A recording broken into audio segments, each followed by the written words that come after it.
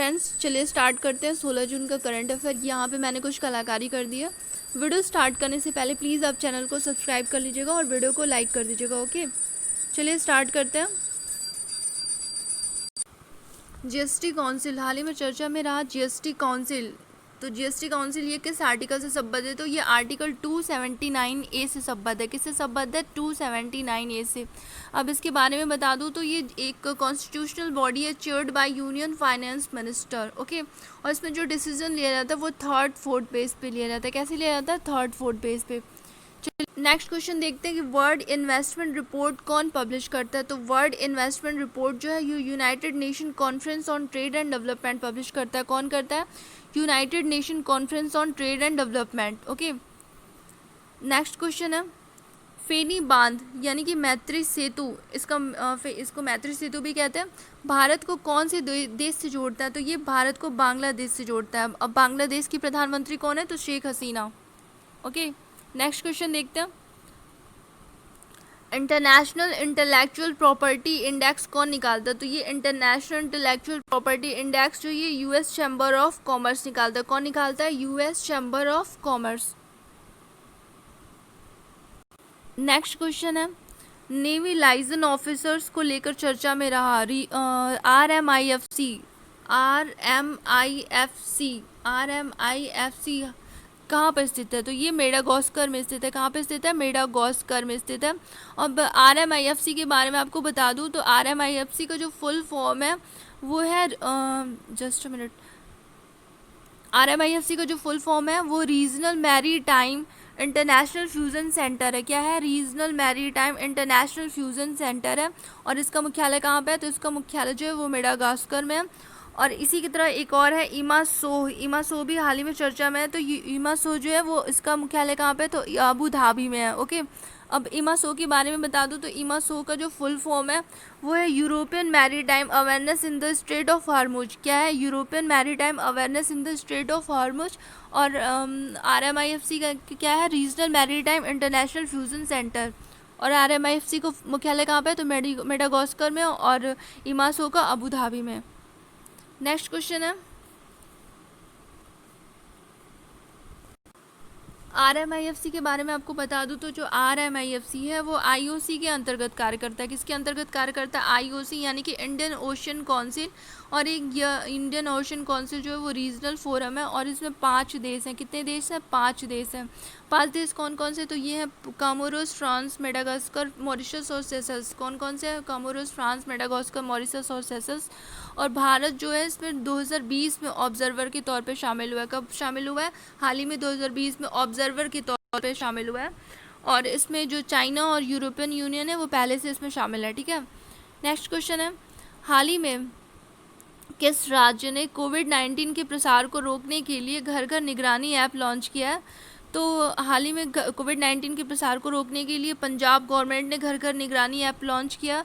अब इन्होंने जो वहाँ की आशा कार्यकर्ता व सामुदायिक स्वास्थ्य सेवक जो हैं उनको इसमें शामिल किया गया है इसकी कार्य को संपन्न करने के लिए। और ये लोग जो 30 वर्ष से अधिक आयु के लोग होंगे उनकी जाकर सर्वेक्षण करेंगे, उनकी हेल्थ को चेक करेंगे और 1 सप्ताह के भीतर जो उनकी रिपोर्ट आएगी उसके हिसाब से ये लोग बीमारी का पूरा विवरण लेंगे। ठीक है, नेक्स्ट क्वेश्चन है कि केरल हॉकी का द्रोणाचार्य किसे कहा जाता है? तो श्रीधर सेनॉय को केरल हॉकी का द्रोणाचार्य कहा जाता है।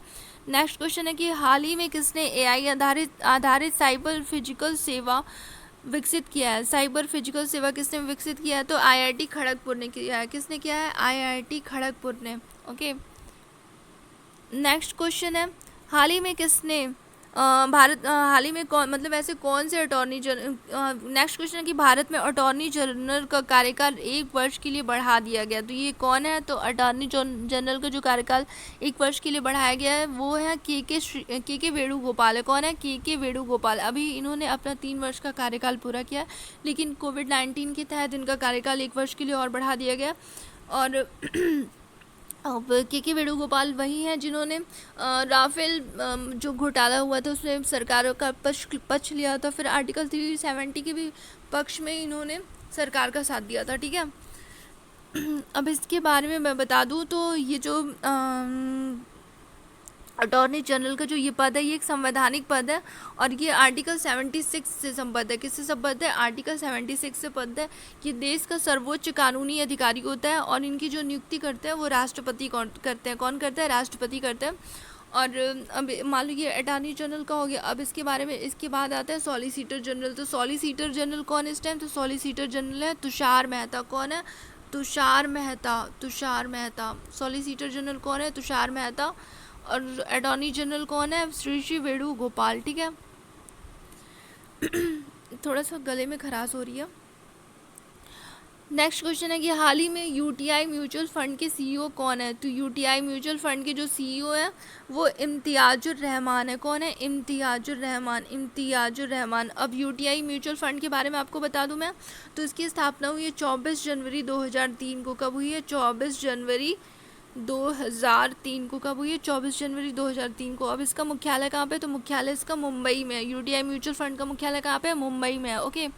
नेक्स्ट, मारियाना ट्रेस्ट तक पहुंचने वाली पहली महिला कौन है? तो कैथरीन डी सुलिवन। जो कैथरीन डी सुलिवन है वो मारियाना ट्रेस्ट तक पहुंचने वाली पहली महिला है। और ये मारियाना ट्रेस्ट का है तो ये प्रशांत महासागर में। इसकी जो गहराई है वो 11,035 मीटर है। कितनी है? 11,035 मीटर है। नेक्स्ट क्वेश्चन है कि बिहार खादी के ब्रांड एम्बेसडर किसे नियुक्त किया गया? तो बिहार खादी के ब्रांड एम्बेसडर जो पंकज त्रिपाठी को नियुक्त किया गया है। ये एक्टर है और इनको बिहार खादी के ब्रांड एम्बेसडर नियुक्त किया गया। ठीक है। अब खादी ग्राम उद्योग की विभाग के बारे में आपको बता दो, तो इसकी स्थापना जो की गई है वो 1956 में की गई है। इसका मुख्यालय जो है महाराष्ट्र में है। नेक्स्ट क्वेश्चन है कि world Elder abuse awareness day कब मनाया गया? तो world Elder abuse awareness day जो वो 15 जून को मनाया गया। कब मनाया गया? 15 जून को मनाया गया। ये बुजुर्गों के साथ जो दुर्व्यवहार हो रहे हैं उसकी जागरूकता को बढ़ाने के लिए इसको मनाया गया है। फिर नेक्स्ट क्वेश्चन है कि हाल ही में बसंत राव जी का निधन हो गया। ये किस खेल से संबद्ध थे? तो ये क्रिकेटर थे। ठीक है। किससे थे? ये क्रिकेटर थे। बसंत राव जी क्रिकेटर थे और ये सबसे बुजुर्ग क्रिकेटर का दर्जा इनको प्राप्त था। फिर नेक्स्ट क्वेश्चन है कि हाल ही में किस कंपनी के निदेशक अतुल श्रीवास्तव का निधन हो गया? तो ये अतुल श्रीवास्तव जो है ये सेल के निदेशक थे। किसके थे? सेल के निदेशक थे। ठीक है। अब सेल की स्थापना कब हुई थी? तो सेल की स्थापना जो हुई थी वो 1954 में हुई थी। कब हुई थी? 1954 में। और इसका जो मुख्यालय वो है दिल्ली में। कहाँ पे? इसका मुख्यालय दिल्ली में। ठीक है। इसकी स्थापना कब हुई थी? 1954 में। और इसका मुख्यालय कहाँ पे है? इसका मुख्यालय है दिल्ली में।